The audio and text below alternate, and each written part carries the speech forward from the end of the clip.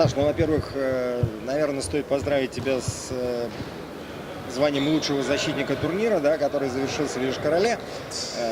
Так или иначе, на твой взгляд, насколько ровно сыграла команда во всех поединках, насколько хорошо ребята новички смотрелись, и насколько хорошо смотрелись те, кто уже в команде достаточно давно? Ну, спасибо за поздравления. То, что касается по турниру в Йошкар-Оле, ну, я думаю, что в принципе команда смотрелась на турнире неплохо. Были промежутки в игре, там, такие, которые были со спадом, но я считаю, что это просто на фоне нагрузки, то что каждый по-разному был готов. То, что Йошкар-Ола, предположим, тренируется постоянно. С Мордовией играли с дублем, они уже там недели до начала чемпионата оставалось. То есть, в принципе, команда смотрелась, я считаю, что нормально. Но это, думаю, что тренер даст оценку более подробную, ему со стороны было виднее, а так со поля мне показалось, что что-то у нас начинает получаться. Если мы будем так продолжать работать, в принципе, я думаю, что все будет нормально. Насколько доволен новичками команды? То есть центральный защитник Кирилл сейчас вот пришел у нас из ЦСКА, да? Пришел опорный полузащитник Хавбек из ЦСКА. Насколько доволен ими? Ну, в быту парни отличные, быстро влились в состав, ну, в коллектив.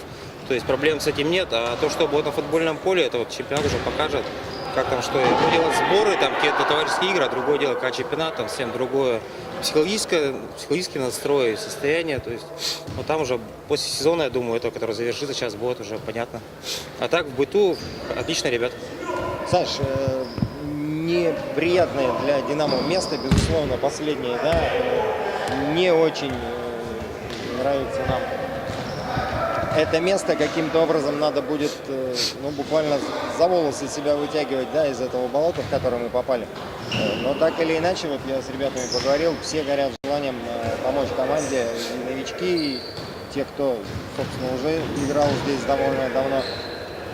Насколько сам ощущаешь вот этот психологический подъем? Ну, я считаю, что, конечно, по месту, я думаю, любой человек, даже, ну, будь то спортсмен, будь то в жизни, всегда неприятно, когда ты окажешься, ну, грубо говоря, внизу. И любой человек, если он, когда есть у него цель, где-то амбиции в своей жизни, должен выползать из этой, можно сказать, ситуации неприятной. Мы, конечно же, сделаем все возможное, чтобы уйти с дна турнирной таблицы. Как это получится, не знаю, но то, что мы будем, я уверен, что будем отдаваться в каждом матче, это я вам обещаю на 100%. Первый соперник и сразу очень непростой и очень неприятный для нас. И, собственно говоря, очень неудобный для нас команда Сызрань.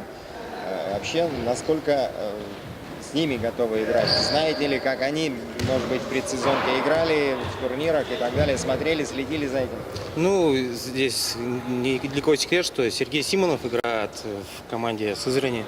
То есть мы с ним общаемся в хороших приятельских отношениях.